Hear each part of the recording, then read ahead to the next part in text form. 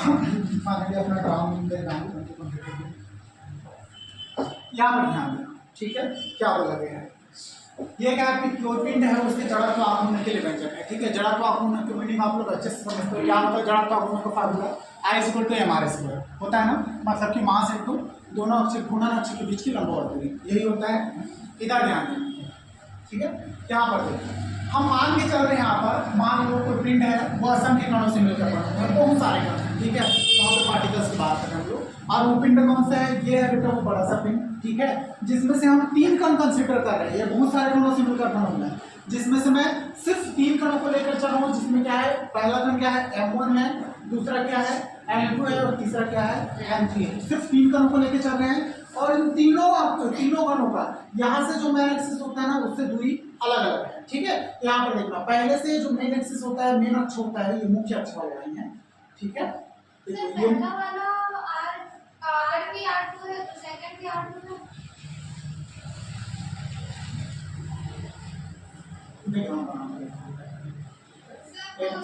R2 है, तो उसको 3 लिखा है। 3 लिखा है, छोटा 3 है, ऐसा है, ठीक है।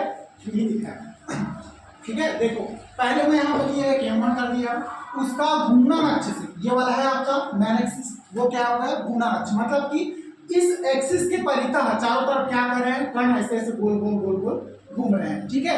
तो हम मेन एक्सिस किसको लिए हैं, जेड को लिए हैं, ठीक है। तो जेड मेन एक्सिस हो गया, और बाकी जो है एक्सटर्नल एक्सिस है, ठीक है। यहाँ पर जो M1 कण है उसका मुख्य घूर्णन अक्ष से दूरी कितना है R1, M2 कण है उसका मुख्य घूर्णन अक्ष से दूरी कितना है R2, और M3 का कितना है R1, ठीक है। ये चीजें हैं, यहाँ पर देख लेना, यहीं पर पूरा वैसे थ्योरी लिखे हैं। मान लो कोई पिंड असंख्य कण से मिलकर बना हुआ है जो घूर्णी गति कर रहा है, घूर्णी गति कर रहा है मतलब कि सराउंडिंग में गोल गोल गोल गोल क्या कर रहा है, वो घूम रहा है, घूर्णी गति कर रहा है, जिनके कणों के द्रव्यमान क्रम से आप बता चुके हो, वहां पे क्या लिखा हुआ है M1 M2 M3। सिर्फ 3 कण लेके चल रहे हैं, 4 भी लेके चलते, 5 भी लेके चलते, कोई इशू नहीं था, तब भी आंसर क्या होता वही आता। तथा घूर्णन अक्ष से उनकी लंबवत दूरी, ये चीज मैंने आपको बताया, ठीक है। पहले वाले कण M1 जो था, M1 की लंबवत दूरी कितनी है बेटा R1, M2 की लंबवत दूरी कितनी है घूर्णन अक्ष से R2, और M3 की लंबवत दूरी कितनी है R3। प्रार्थना समझो, समझ में आ रहा है, ठीक है। बहुत सारे इंपॉर्टेंट इसमें फोकस करो, इसमें आना है एग्जाम में। तथा घूर्णन अक्ष के परितः इनका जड़त्व आघूर्ण। अब जड़त्व आघूर्ण के लिए मैं ऐसे क्यों लग रहा हूँ, आप लोग जड़त्व आघूर्ण में क्या जानते हो, I= क्या होता है M² जानते हो कि नहीं जानते हो, ये फार्मूला आपका है। तो इन तीनों कणों का जड़त्व आघूर्ण कैसे हो जाएगा, पहले कण जो है, ठीक है, पहला कण क्या मान के चलो, अब अगर आप इसको I1 मान के चलते हो, इसका जड़त्व आघूर्ण क्या हो जाएगा M1 R1 का स्क्वायर, होगा कि नहीं होगा। पहला पार्टिकल हो गया I1, उसमें M1, फिर R1 स्क्वायर। I2 के लिए कितना हो जाएगा M2 R2 का स्क्वायर, बाकी एज वेल एज, ठीक है। हाँ अभी पढ़ी होगी, लास्ट क्लास में जड़त्व आघूर्ण का थ्योरी लिखवा दिया था, फार्मूला भी लिखवा दिया था, ठीक है। ये उसी वहीं से आया है, हाँ उसका अंतर भी लिख के लाना था, लेकिन ये फार्मूला लिखवाया था, थ्योरी जस्ट नीचे फार्मूला लिखे थे, देखो लिखो, ठीक है। डेली पढ़ के आया करो, तब जाके समझ में आएगा, ठीक है। तो ये हो गया। उसके बाद यहाँ पर इस तीनों का जड़त्व आघूर्ण निकाले। पहले वाले कण का जड़त्व आघूर्ण कितना निकला M1 R1 स्क्वायर, दूसरे का M2 R2 स्क्वायर, तीसरे का M3 R3 स्क्वायर, ठीक है। ये थ्योरी कभी रटना मत, पूरा का पूरा थ्योरी कहाँ से निकलता है डायग्राम से, ठीक है। तो इसको रट के जाने की कोशिश मत करना, जैसा आपको समझ में आता है वैसा लैंग्वेज बना लो, लिखो। कैसे लिखोगे, मैं एक पिंड है, ठीक है, जो असंख्य कणों से मिलकर बना हुआ है, ठीक है, जिसमें से हम लोग 3 कण डिसाइड किए M1 M2 M3, और तीनों कणों का, ठीक है, मुख्य अक्ष से दूरी कितना लिए, पहले कण का R1, दूसरे कण का R2, और तीसरे कण का R3, और तीनों कणों का जड़त्व आघूर्ण। तो पहले कण का क्या हो जाएगा, जड़त्व आघूर्ण कैसे निकालते हैं, I=mr²। पहले कण का क्या हो जाएगा M1 R1 स्क्वायर, दूसरा M2 R2 स्क्वायर, तीसरा M3 R3 स्क्वायर। हो गया थ्योरी, जो इतना बड़ा थ्योरी लिखा है यहाँ तक पूरा कंप्लीट हो गया, ठीक है। तो इसको रटना नहीं है, ठीक है, लेकिन ये एक्सप्लेनेशन आपको लिखना पड़ेगा, ठीक है। नेक्स्ट नीचे आते हैं, अब बात करते हैं।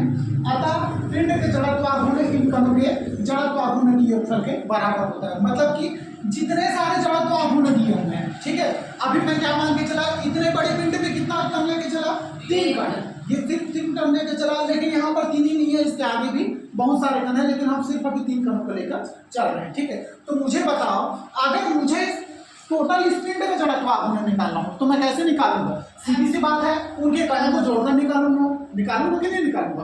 तो सभी कणों को अगर मैं जोड़ दूं तो इसका कंप्लीट क्या निकल जाएगा? जड़त्व आघूर्ण निकल जाएगा, निकलेगा ना। तो इसके लिए आगे फिर लिखते हैं, यहाँ पर ध्यान देना, यहाँ पर क्या लिखेंगे? अतः मतलब क्या हो गया? जड़त्व आघूर्ण को आप किससे दर्शाते हो? पिंड का आघूर्ण अक्ष ओजेड। ये देखो ओजेड क्या होता है? ओज मैं स्टार्टिंग में बताया था, ओजेड को हम एक्सिस मान के चले हैं। ठीक है, तो यही है बेटा वो अक्ष। ठीक है, जिसमें किसी न किसी पर्टिकुलर एक्सिस को मान के चलते हैं, उसके सराउंडिंग में क्या होता है? गोल गोल घूमता है। ठीक है, तो क्या है? पिंड का आघूर्ण अक्ष ओजेड के परितः आघूर्ण। ठीक है, टोटल इस पिंड का पूरा आघूर्ण हम किसके परितः निकालेंगे? अक्ष ओजेड के परितः निकालेंगे। ठीक है, तो होता यही है, अगर ये क्या है? अक्ष ओजेड है, तो इसका टोटल आघूर्ण कैसे निकलेगा? सभी कण इसके इर्द गिर्द ऐसे घूमेंगे गोल गोल गोल गोल। ठीक है, तो इसी के परितः निकलेगा। तो यहाँ पर आई इज इक्वल टू मैं क्या लिख सकता हूँ? आप लोग फार्मूला जानते हो, m1 का स्क्वायर r2 का स्क्वायर लिख सकते हैं। यहाँ पे m1 r1 का स्क्वायर प्लस m2 r2 का स्क्वायर प्लस m3 r3 का square plus that unlimited times. ठीक है, कोई लिमिट नहीं है। अब इसका मेरे को टोटल समेशन निकालना, तो मैं कैसे निकालूंगा? I is equal to summation किससे दर्शाते हो आप लोग? सिग्मा से दर्शाते हो, ये चीज पहले भी बताया हूँ। ठीक है, तो डायरेक्ट सिग्मा लगा देना, फिर क्या लिखोगे बेटा? m5 फिर r। ठीक है, समेशन में हाँ लगाते थे। ठीक है, ये वही है, लेकिन यहाँ पे नहीं लिखा गया है। यहाँ पर भी क्या है? जब भी आप n कणों के लिए निकालते हो तो आपको n लगाना पड़ता है। यहाँ पे कोई इशू नहीं है, n और i लगा सकते हो। ठीक है, i के अगर कंसीडर बताता है यहाँ पे जितने सारे कण उनका पोजीशन, और n क्या होता है? जो कण का पोजीशन होता है वही, और i इसमें से mi ri इसको दर्शाते हैं। नॉर्मली फॉर्मूला है, याद रखो, सभी जगह जहाँ पे समेशन के रूप में दर्शाएंगे इसी तरीके से दर्शाते हैं। ठीक है, ये लगा सकते हो, समेशन बिल्कुल ऐसा दर्शाता है। ठीक है, और वो बीच का पोर्शन तो मेरे को हटाना ही है। चलो एक बार थ्योरी पढ़ो, थ्योरी अच्छे से पढ़ोगे ना तो इसका मीनिंग समझ में आएगा। उसके बाद डेरिवेशन में कुछ नहीं रखा है इसके फार्मूले में। देखो क्या लिखा हुआ है? किसी पिंड की घूर्णन त्रिज्या। ठीक है, घूर्णन त्रिज्या को आप लोग किससे दर्शाते थे? आर से, मतलब नॉर्मल त्रिज्या को आर से दर्शाते हो। यहाँ पर घूर्णन त्रिज्या की बात करते हैं तो इसको के से डिनोट करेंगे। ठीक है, जैसे कि जड़त्व आघूर्ण हम निकाल लेते थे बेटा, आप लोग I equal to M R square लिखते थे ना। ठीक है, तो आर क्या होता था? घूर्णन अक्ष से लंबवत दूरी लेते थे ना। तो यहाँ पर क्या हो जाएगा आपका? आई इक्वल टू हो जाएगा हाँ एम के। ठीक है, तो के क्या है? क्या करें? घूर्णन त्रिज्या को इसी से डिनोट किया जाता है। यहाँ पे पढ़ो ना मीनिंग, फिर समझ में आ रहा है इसका बदलने का क्या रीजन है। ठीक है, किसी पिंड की घूर्णन त्रिज्या घूर्णन अक्ष से उस बिंदु की लंबवत दूरी है। घूर्णन अक्ष मतलब क्या हो गया? वही। ठीक है, ये क्या हो जाता है आपका? घूर्णन अक्ष होता है, यहाँ से आपका मान के चलो यहाँ पर पिंड रखता है तो घूर्णन अक्ष से क्या दर्शाता है? लंबवत दूरी दर्शाते हैं। लंबवत क्यों बोलते हैं पता है? क्योंकि ये अगर सीधी लाइन है, ठीक है, तो बेटा वस्तु जो होती है ना ये ऐसे दूरी पर होती है, इन दोनों के बीच में क्या बनता है? 90 डिग्री बनता है। इस वजह से जब भी आप थ्योरी लिखते हो तो लंबवत लिखना जरूरी होता है। ठीक है, कैसे लिखते हैं? रीजन ये होता है लंबवत। जो भी कण होगा, हर एक कण का पोजीशन, चाहे कण यहाँ पर हो चाहे कण यहाँ पर हो, सबको आप लंबवत बोलोगे। ठीक है, तो ये रीजन होता है। ये मैथमेटिकल वर्ड है, फिजिक्स में भी इस्तेमाल होता है लंबवत। ठीक है, तो यहाँ पर क्या लिखे हो? किसी पिंड की घूर्णन त्रिज्या घूर्णन अक्ष से उस बिंदु की लंबवत दूरी है जिस पर पिंड के संपूर्ण द्रव्यमान को केंद्रित मान लेने पर, पिंड का संपूर्ण द्रव्यमान केंद्रित मानना है। ठीक है, मान लेने पर जड़त्व आघूर्ण वस्तु के वास्तविक जड़त्व आघूर्ण के बराबर होता है। इसका मतलब है, आप ध्यान देना, देखो यहाँ पे क्या होता था? जब आप पर्टिकुलर कोई जड़त्व आघूर्ण निकालते थे ना, यहाँ पर क्या होता था? अगर इस पिंड को मैं असंख्य कणों से मिलकर मान के चलता था तो यहाँ पर क्या होता था? यहाँ पर एक कण ले लिया मैं m1, दूसरा कण क्या ले लिया m2, तीसरा कण क्या ले लेते हैं m3। ठीक है, तो इसका जड़त्व निकालना था, सभी का क्या मान के चलता था? r1 r2 r3। तो यहाँ पर कैसा होता था, आपका आई इक्वल टू क्या लिखते थे आप लोग, m1 r1 का स्क्वायर m2 r2 का स्क्वायर प्लस d ऐसा, तो सभी को जोड़कर निकालते थे, ठीक है। लेकिन जब भी आप घूर्णन त्रिज्या की बात करोगे, ठीक है, तो घूर्णन त्रिज्या क्या होता है बेटा, ये किसी कण के पोजीशन को नहीं दर्शाएगा, ठीक है। यहाँ पर क्या होता था, अगर एक पिंड असंख्य कणों से मिलकर बना होता था तो उसमें हम लोग अलग अलग कण का अलग अलग पोजीशन लेते थे, हर एक कण का अपना एक पर्सनल द्रव्यमान लेते थे, फिर दर्शाते थे। लेकिन जब भी घूर्णन त्रिज्या की बात करते हैं ना, तो घूर्णन त्रिज्या में क्या होता है, हम लोग वस्तु को एक पर्टिकुलर पोजीशन पर मान कर चलते हैं जहां पर वस्तु का संपूर्ण द्रव्यमान केंद्रित होता है, जिसे आप लोग कहते हो द्रव्यमान केंद्र, ठीक है। तो यहाँ पर हम क्या मान के चलते हैं, इतने बड़े पिंड का द्रव्यमान केंद्र हम किसी भी जगह लेकर चलते हैं, ठीक है। तो मैं मान के चले क्या है, द्रव्यमान केंद्र यहाँ पर केंद्रित है। तो इसके लिए जो दूरी है ये मैं r से नहीं दर्शाऊंगा, ठीक है। जब भी हम पर्टिकुलर द्रव्यमान केंद्र की बात करेंगे, इसकी यही जो दूरी है उसको आप किससे दर्शाओगे, k से दर्शाओगे। तो ये क्या हो गया, k हो गया, ठीक है। और यहाँ पर द्रव्यमान केंद्र का मास कितना लेके चला, मैं m लेके चला, तो यहाँ पर मेरा फॉर्मूला क्या हो जाएगा, I इक्वल टू, आप क्या लिखते थे, m लिखते थे, वस्तु को द्रव्यमान, और घूर्णन अक्ष से लंबवत दूरी, तो यहाँ पर r लिखते थे आप लोग, तो r की जगह क्या लिखोगे, k लिखोगे, ठीक है। तो समझ में आया घूर्णन त्रिज्या क्या है, हाँ यही तो बता रहा हूँ। उसमें क्या होता था, आप लोग पिंड में बहुत सारे कणों को लेकर चलते थे, यहाँ पर ये क्या पता है, सेंटर ऑफ मास, ये जो मास लेवल क्या है, पिंड का द्रव्यमान केंद्र है। मतलब कि अगर ये पिंड है बड़ा सा, ठीक है, तो यहाँ पर का द्रव्यमान है वो सर मैं सेंटर का द्रव्यमान, मतलब कि संपूर्ण द्रव्यमान इसका कहाँ पर केंद्रित है, यहीं पर केंद्रित है। इसी की वजह से बैलेंस होकर घूमता है। अगर द्रव्यमान केंद्र का संतुलन बिगड़ जाए तो जो पिंड है वो राउंड राउंड नहीं घूमेगा। तो यहाँ पर संपूर्ण द्रव्यमान को केंद्रित मानते हैं। तो जैसे कि अब यहाँ पर मान के चलिए ये हो गया द्रव्यमान केंद्र, अब छोटा छोटा ये m1 कण है, m2 कण है, m3 कण है, m4 कण है, ठीक है। ये तो यहाँ पर क्या होता है ऐसा,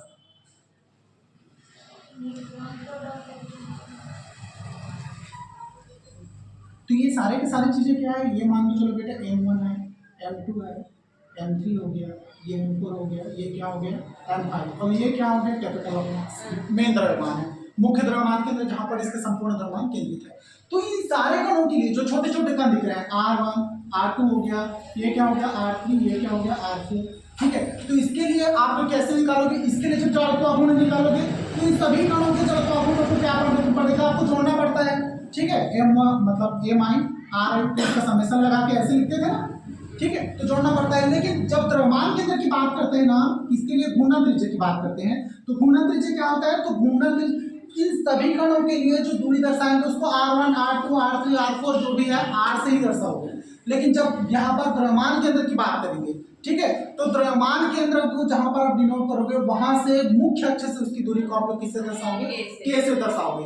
तो सिर्फ और सिर्फ द्रव्यमान केंद्र के लिए आप लोग यहाँ पर जो त्रिज्या है उसको r लेकर क्या लोगे, k लोगे, k से ही दर्शाओगे। तो वही कहलाता है घूर्णन त्रिज्या। आप थ्योरी में भी यही लिखे हो, तो सिर्फ द्रव्यमान केंद्र के लिए है और कोई रीजन नहीं है, ठीक है। और बाकी जितने छोटे छोटे कण होते हैं सभी के लिए आप लोग कौन सी त्रिज्या इस्तेमाल करोगे, नॉर्मल त्रिज्या होती है, जिसको आप लोग घूर्णन त्रिज्या बोलते हैं। लेकिन मतलब घूर्णन ये नॉर्मल त्रिज्या है, और इसके लिए घूर्णन त्रिज्या को आप लोग k से दर्शाते हो।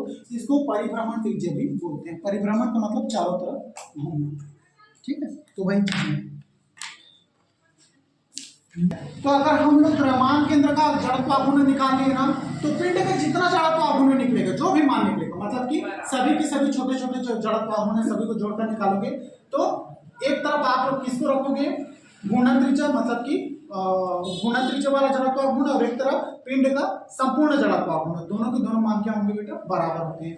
क्यों, रीजन ये रहता है, जितने छोटे छोटे पार्टिकल होते हैं, जितने छोटे छोटे पार्टिकल, इन सभी का द्रव्यमान अंत में कहाँ जाना है, सेंटर ऑफ मास के ऊपर जाता है, ठीक है। क्योंकि आप इस एक स्केल को अगर उंगली में रख के बैलेंस करते हो, तो इधर का भी जितना द्रव्यमान होगा स्केल का, इधर का भी जितना द्रव्यमान होगा, ठीक है। सब इसमें क्या होगा, स्केल में टोटल द्रव्यमान होता है, लेकिन किसी एक बिंदु पर क्या होता है, वो बैलेंस हो जाता है, क्योंकि इसका सारा द्रव्यमान कहाँ पर आ जाता है, सेंटर ऑफ मास, द्रव्यमान केंद्र पर आ जाता है, ठीक है। तो यही रीजन है कि बराबर होगा, चाहे जितना छोटा छोटा कण हो, ठीक है। अंत में सभी का द्रव्यमान कहाँ पर केंद्रित होगा, द्रव्यमान केंद्र पर ही केंद्रित होगा, ठीक है। तो एक छोटा सा पिंड में यहाँ पर होता है स्केल, अलग जगह होता है, रॉड में कहीं और पर होता है, सबका कोई ना कहीं द्रव्यमान केंद्र पे जाके केंद्रित होता है। इसी वजह से दोनों के दोनों मान को हम लोग बराबर ले सकते हैं। ठीक है, तो यही रीजन होता है। आप थ्योरी में भी यही लिखे हो के इक्वल टू, इसमें क्या आ जाएगा वैल्यू आई अपॉन एम लिख सकता हूँ इसको मैं, यस सर। के का मान आता है। ठीक है, चलो इसको कैपिटल एम से दर्शाए हैं एक मिनट। अच्छा, सीधी सी बात है, द्रव्यमान के अंदर इसको कैपिटल एम ले लेना, कैपिटल अच्छा सर, कैपिटल एम से लिखे थे। Capital M. ठीक है, क्योंकि मुख्य द्रव्यमान केंद्र है तो उसको बड़े वाले एम से दर्शा देते हैं, छोटा छोटा द्रव्यमान है तो छोटे छोटे एम से दर्शाते हैं।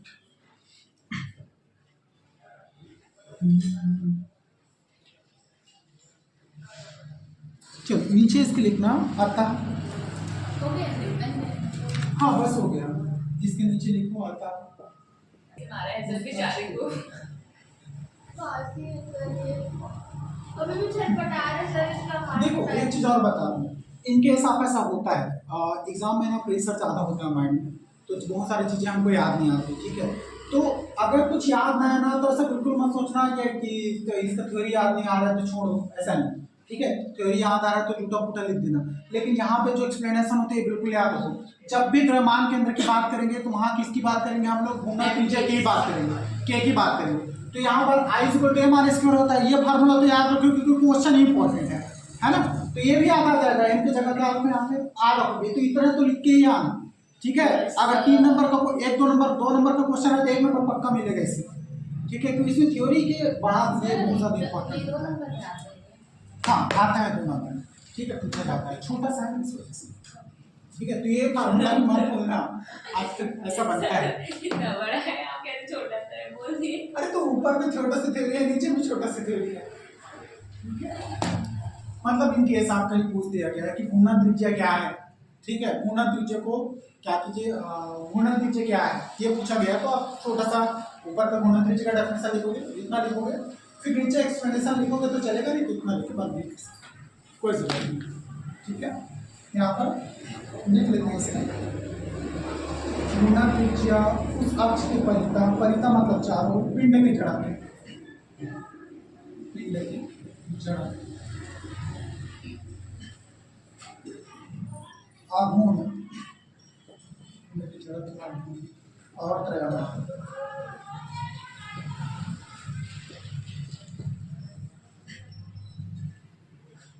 के अनुपात के वर्गमूल के बराबर होता है।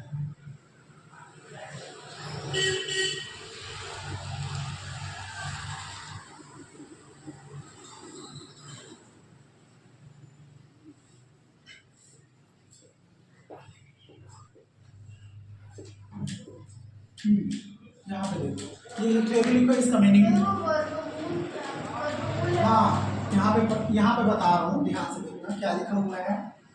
यहाँ पे रीजन लिख रहे हैं, ये जो लिखा हुआ है ना इसको, ये मतलब ये जो बना हुआ है इसको थ्योरी की भाषा में ही लिखे हैं, तो कैसे लिखे हैं देखिए।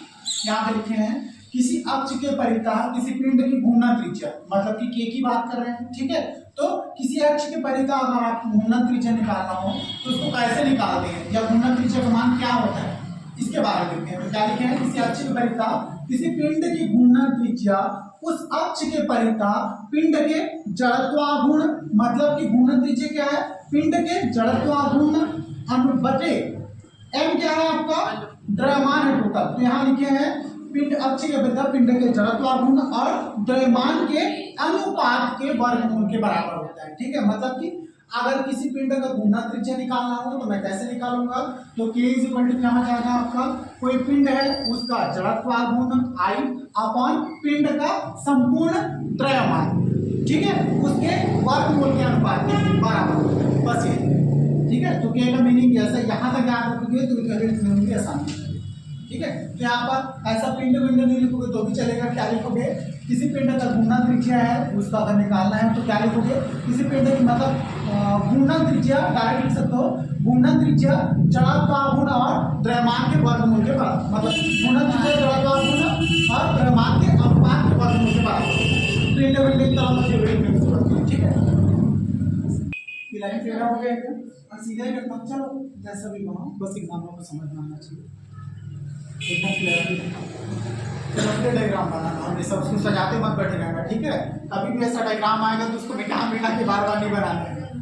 पिंड है ऐसे टेढ़ा टेढ़ा पीछे पिंड बना लेना चलेगा। हमारा तो ऐसा गोल अरे गोल गोल मत बना, हमारा गोल गोल नहीं टेढ़ा टेढ़ा है। हाँ टेढ़ा मेढ़ा ही बना। इसमें एकदम ज्यादा इसको मिटा मिटा के जैसे पेंसिल पकड़ लेते हैं बच्चे, ऐसे इतना टाइम बर्बाद मत करना, ठीक है। मैक्सिमम डायग्राम ना फिजिक्स में खासकर बताओ, पेन पेंसिल इस्तेमाल मत किया करो। फिजिक्स में डायग्राम बना तो बेटा पेन से ही बनाया करो, ठीक है। टाइम बचत होता है, जो जो बोला बन जाए। गलत से क्यों सोचते हो, ऐसा नहीं है। हाँ डिनोट अच्छे से करना है, डायग्राम कुछ भी बने। ये जो ये सब मायने रखता है, जो कंटेंट लिखा है ना अंदर में, ये मायने रखता है। कंटेंट कंटेंट मतलब जो कोई वस्तु होती है उसके अंदर जो चीजें रखी होती है उसको कंटेंट बोलते हैं, ठीक है। कंटेंट हाँ कंटेंट मटेरियल बोलते हैं, वही है। चलो इधर ध्यान दो, देखो यहाँ पर ये जो मीनिंग लिखा हुआ है यहाँ पे, जो सारी चीजें तो आपको पता है। एक वर्ड देखो यहाँ पे ई के लिखा हुआ है, ठीक है। तो यहाँ पर जब गतिज ऊर्जा की बात करते हो आप किससे दर्शाते हो, के से, ठीक है। लेकिन जब आप बात करोगे घूमना गतिज ऊर्जा, तब आपको क्या लगाना पड़ेगा, ई के लगाना पड़ेगा, ठीक है। तो दोनों में रजनी तुम्हारे डाउट का जवाब दे रहा हूँ, ठीक है। ई के क्यों लिखे हैं, जब सिर्फ गतिज ऊर्जा की बात करते हैं बेटा किससे दर्शाते हो, के से। लेकिन जब घूर्णन गतिज ऊर्जा की बात करेंगे तो उसको किससे दर्शाओगे, ई से, ठीक है।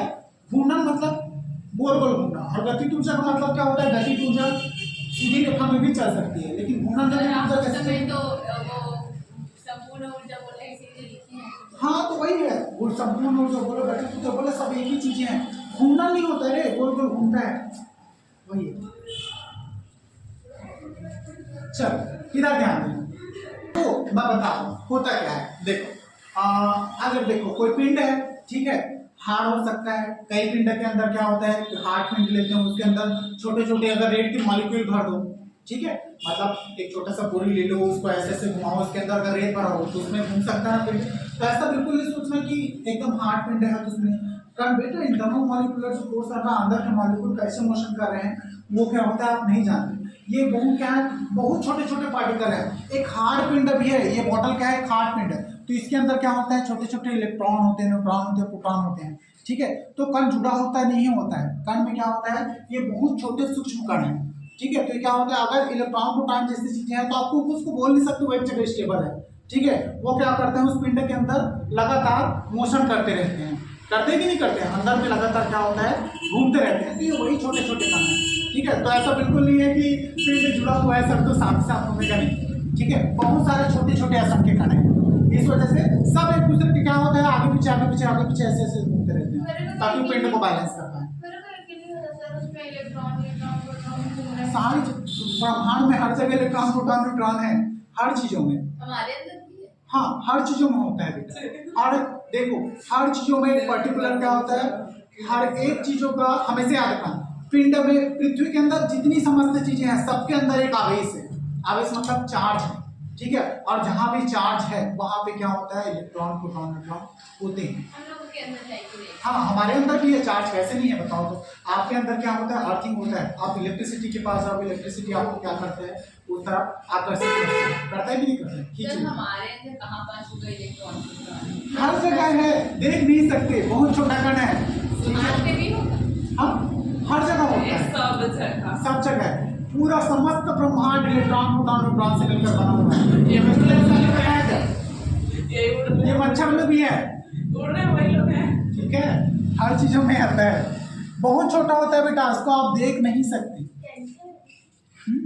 हर जगह है इलेक्ट्रॉन प्रोटॉन न्यूट्रॉन, बहुत छोटा कण है। कितना होता है इलेक्ट्रॉन का द्रव्यमान, इतना मत पूछो ना सर, सर हो गया सर, फिजिक्स पढ़ के आया है। अब बता देता हूँ, नहीं बताया हूँ सर, लेकिन इलेक्ट्रॉन का द्रव्यमान कितना होता है किसी को याद है, M1 मान लो सर, भूल गए। 9.1 × 10⁻³ kg होता है इतना। M1 मान लो ना सर, हाँ? फिजिक्स पढ़ रहे हैं। M1 भारत की M1 इलेक्ट्रॉन का द्रव्यमान। इतना पता है, याद रखो, एग्जाम में डायरेक्ट पूछ लिया जाता है कभी कभी, ठीक है। समस्त ब्रह्मांड में सारी चीजें उपलब्ध है, ऐसा नहीं सोचना है कि नहीं आपको होता। कैसे याद है सर ये? तुम लोग को भी याद हो जाएगा, बेटा पढ़ लिख के जितने टीचर बन जाओगे मेरी तरह पढ़ाओगे, ठीक है। मैं नहीं चलो पढ़ती सर। इधर ध्यान दो, यहाँ पर वही मान के चले, एक पिंड मान के चले बेटा, ठीक है। पिंड में 3 डिफरेंट तट के चले वही M1 M2 M3 है। तीनों के तीनों क्या होते हैं, कण जो होते हैं पिंड के अंदर ऐसे ऐसे घूम रहे हैं, असंख्य कणों से मिलकर बना हुआ है, लेकिन हम 3 ही कण का कंडीशन लेके चले ताकि डेरिवेशन बनाने में आसानी हो, ठीक है। तीनों पिंड की घूमना अक्ष से दूरी है, पिंड मतलब अगर 3 कण है, कोण की दूरी कितनी है R1, ठीक है, और M2 कोण की दूरी कितनी है R2, और ये R3, ठीक। आप इधर ध्यान उसी का थ्योरी यहाँ पे लिखे हैं। मान लो कोई पिंड घूमना अक्ष से R1 R2 और R3 दूरिया पर स्थित है, ठीक है। इसके पहले का जो थ्योरी था थोड़ा सा हटा दिया हम लोग, ठीक है। जैसे कि क्या लिखते थे आप लोग, माना कि कोई पिंड है असंख्य कणों से मिलकर बना हुआ है, ऐसा लिखते थे, बिल्कुल जरूरत नहीं, वही थ्योरी की बात है, बस आपको समझ में आता है, ठीक है। तो वही मान लो कोई पिंड है घूमना अक्ष से R1 R2 R3 दूरी पर है, दूरिया पर स्थित है, जिनका द्रव्यमान कितना है M1 M2 M3, ये पहले वाले में भी लिखे हो जड़त्व होने वाले, सेम टू सेम उतार देना, बस समझना है, तो ऐसे एग्जैक्ट लिखने को कोई जरूरत नहीं है। तथा जिनका रेखीय वेग, अब यहाँ से बड़ी चीज होता है, आप इसकी बात कर रहे हैं रेखीय वेग की, ठीक है। तो वेग को भी आप किससे दर्शाते हो, v से, ठीक है। तो रेखीय वेग को भी किससे दर्शाओगे, v से। याद रखना जितनी भी चीजों में हम रेखी जोड़ते हैं, जैसे कि रेखीय त्वरण है, रेखीय वेग है, और क्या बोलते हो आप लोग, कोणीय में क्या बोलते हैं, कोण।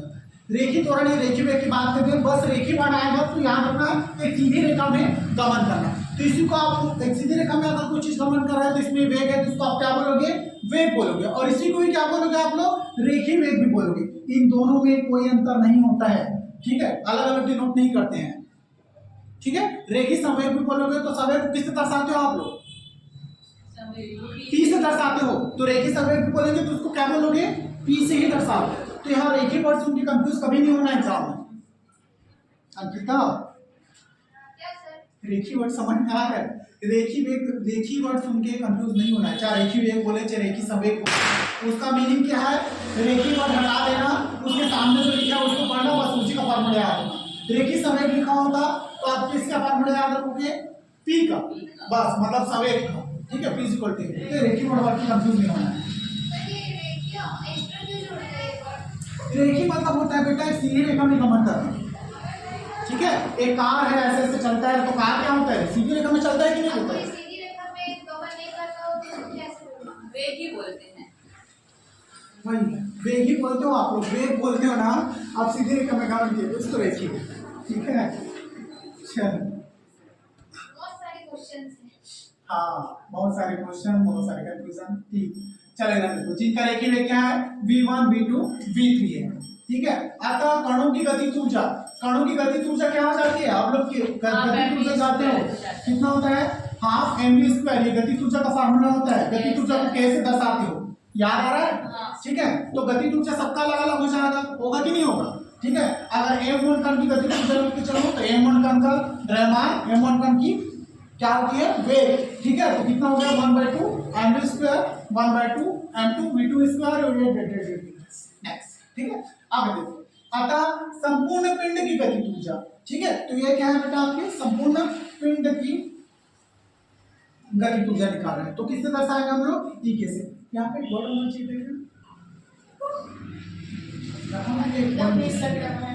घूर्णन गतिज ऊर्जा होना चाहिए ऐसे, ठीक है। पिंड घूम रहा है, नोट्स में लिखा नहीं था,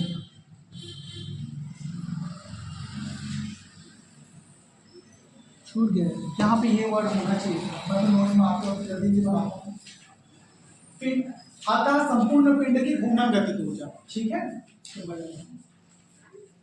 संपूर्ण पिंड की घूर्णन गतिज ऊर्जा, तो घूर्णन गतिज ऊर्जा को किससे दर्शाएंगे हम लोग, ई के से दर्शाएंगे। तो ये क्या हो जाएगा, सेम चीज, बस जो लिखा है सभी को क्या करोगे, ऐड कर दोगे। जब भी संपूर्ण पिंड की गतिज ऊर्जा निकालना होता है तो इसको हम लोग क्या करते हैं, जोड़ते हैं। संपूर्ण पिंड का द्रव्यमान भी निकालना होगा तो असंख्य कणों से मिलकर बना है, तो सभी को क्या करोगे, जोड़ दोगे तो कंप्लीट द्रव्यमान निकल जाएगा। वेग भी वैसे ही होता है। तो जब भी संपूर्ण की बात आती है तो क्या करोगे, एक बॉडी के अंदर जितने सारे द्रव्यमान दिए हैं सभी को जोड़ दो, जितने सारे वेग दिए उसको भी जोड़ दो, जितनी सारी गतिज ऊर्जा दी है सबको जोड़ दो, तो संपूर्ण निकल जाएगा। ठीक है, तो कितना हो गया, a इक्वल टू कितना हो गया, आप ध्यान आप लोग ये फार्मूला पढ़े होंगे, ये आप लोग जानते हो, v इक्वल टू क्या जानते हो, r ओमेगा जानते हो, पढ़े हो। ये कहाँ से मिलेगा, विकेंद्री थ्योरम के लिए व्यंजक चैप्टर 4 में है शायद, है ना, वहां लिखवाएंगे ये व्यंजक सॉल्व करवाएंगे, v equal to r omega. पढ़े हो, याद आ रहा है, नहीं याद आ रहा, पढ़े हो, ठीक है। तो यही है बेटा, तो वहां पर v इक्वल टू हम लोग कितना पुट करेंगे, r ओमेगा पुट करेंगे, तो e के का वैल्यू कितना हो जाएगा 1/2 m1, v1 की जगह मैं क्या लिखूंगा, r1 ओमेगा 1 लिख सकता हूँ, ठीक है। तो क्या लिखूंगा मैं इसमें, m1 r1 ओमेगा, ठीक है, r1 और ओमेगा, ठीक है। क्या स्क्वायर है क्या इसमें, स्क्वायर, ठीक है। ओमेगा 1 नहीं लिखोगे, सभी चीजों का कोणीय वेग एक जैसा होता है, ठीक है, कोणीय वेग का मान कभी चेंज नहीं होता है, तो ओमेगा के का मान क्या होगा, एक ही होगा, ठीक है। लेकिन r1 r2 r3 r4 ये सब सभी कणों के लिए अलग अलग होता है, इस वजह से इसको r1 r2 लिख रहे हैं, और m1 m2 क्यों लिखते हैं, क्योंकि सभी कणों का द्रव्यमान अलग अलग लेके चलते हैं, लेकिन कोणीय वेग सबके लिए क्या होगा, एक जैसा होगा। ये हो गया प्लस 1/2, दूसरे में क्या लिखेंगे हम लोग, m2, फिर क्या आ जाएगा r2 ओमेगा स्क्वायर, ठीक है, प्लस मच्छर मत मारो, कितना हो गया m3, फिर क्या आ जाएगा r3 omega square plus unlimited, ठीक है। ये समझ में आ रहा है, v equal to r omega होता है बेटा विकेंद्री तो उनके लिए व्यंजक जहां पर स्थापित किए हैं, वहां मान स्थापित किए थे, को बनवाया था पूरा में, बनवाने का रीजन यही था क्योंकि वहां के अलावा आप इसको कहीं नहीं पढ़े होंगे, ठीक है, वहीं से पूरा निकल के यहाँ पर आए, ठीक है। तो वही है, तो इसमें क्या हो गया, ये पूरा का पूरा वैल्यू जल्दी सुधार दिए, ठीक है। 1/2 m1 v1 स्क्वायर था, v1 का मान आपको क्या लेके चलना है, r1 ओमेगा 1 जो भी है, ठीक है, उसके बाद पूरे एज इट इज सीरीज।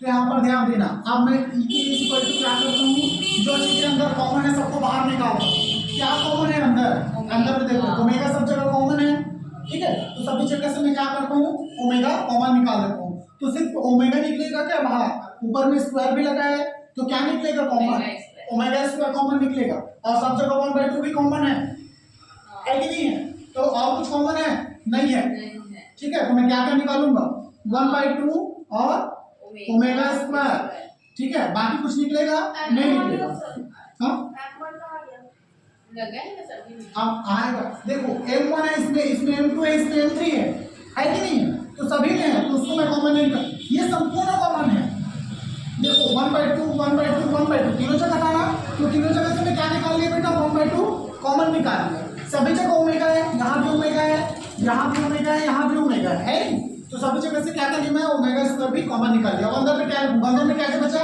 यहाँ क्या बचा m1, यहाँ क्या बचा r1 का स्क्वायर, ठीक है, प्लस यहाँ पर क्या बचा m2 r2 का स्क्वायर, यहाँ पे क्या बचा m3 r3 का स्क्वायर, ठीक है, ये बन गया। इधर अब देखो इस ये क्या है, सभी के सभी क्या है, m1 r1 क्या होता है, m1 r1 स्क्वायर क्या होता है, किसके इक्वल टू mr स्क्वायर होता है, i इक्वल टू होता है, i equal to mr square होता है, तो ये क्या है, यहाँ भी, यहाँ पे अगर m1 r1 है तो मैं इसको क्या लिखूंगा, i1 लिख सकता हूँ, लिख सकता हूँ कि नहीं लिख सकता हूँ, i1 प्लस ये क्या लिखूंगा बेटे, इसको i2, इसको क्या लिख सकता हूँ i3, ऐसा लिख सकते हैं नहीं, ठीक है। तो वही चीज है, यहाँ पर आप इसको क्या लिख सकते हो, ठीक है, चलो ये वही चीज है, बस एक्सप्लेन करने के लिए भी लिखना है, इधर ध्यान दो, इसको मैं डायरेक्ट क्या लिख देता हूँ, डायरेक्ट लिख देता हूँ समेशन ऑफ m r, ठीक है। तो वही है, ये सभी के सभी क्या है, योग है इसका mr स्क्वायर, ठीक है। यहाँ पर अब बिल्कुल ऐसा नहीं है कि सिर्फ तीन ही कण है, यहाँ पे असंख्य कण है ना, बहुत सारे कण है, तो सभी कणों के लिए मैं डायरेक्ट क्या लिख देता हूँ mr स्क्वायर, ठीक है।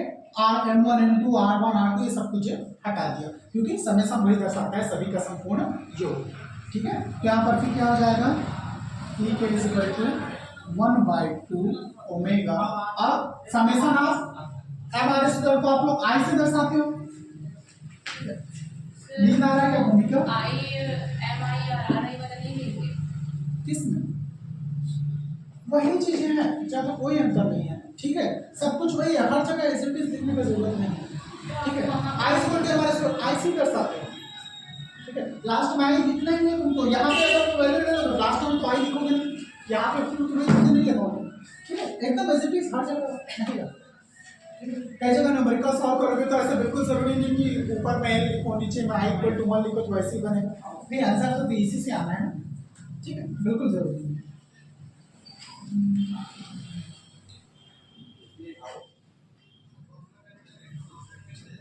मानता हूँ 11th क्लास में थोड़ा आगे जाओगे ना तो चीज़ों को अपने हिसाब से डिराइव करना, अपने हिसाब से बनाना, थोड़ा वो चेंज करना है सीखना। भूखा नींद आ रहा है क्या? हाँ? ओके बच्चा कर जाओ, कितना जल्दी बोर हो जाते हो तुम लोग पढ़ के। मैं नहीं चलो ये हो गया। चलो बैक करो, हो गया? और पढ़ाएंगे अभी से बैठ करके क्या करोगे, ठीक है। इसको ऐसे भी लिख सकते हैं, कितना होता है 1/2 आई ओमेगा स्क्वायर, ठीक है। इन दोनों तरीकों से आप इसको लिख सकते हो। तो मैं थ्योरम के फॉर्म में लिखना हो तो कैसे लिखूंगा, ई के क्या है पूर्णांक, ठीक है, इज इक्वल टू 1/2 है, ठीक है। फिर क्या है आई क्या है जड़त्व और ओमेगा क्या है, इसको क्या लिखोगे थ्योरम फॉर्म में घूर्णन गतिज ऊर्जा, घूर्णन गतिज ऊर्जा बराबर क्या हो गया 1/2 इंटू आई क्या है जड़त्वाघूर्ण,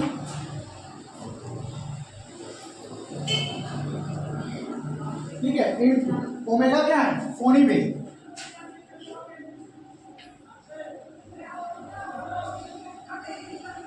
ठीक है। तो शब्दों के फॉर्म में इसको ऐसा लिख सकता हूं मैं, लिख सकता हूं कि नहीं लिख सकता हूं, लिख सकता हूं, वही चीजें हैं। लेकिन को सामने में क्यों नहीं लिखा? किस लिख सकते हैं एज वेल एज नीचे भी फॉर्मूला लिखूं, आगे पीछे कर सकते हो, एकदम जरूरी नहीं एज इट इज।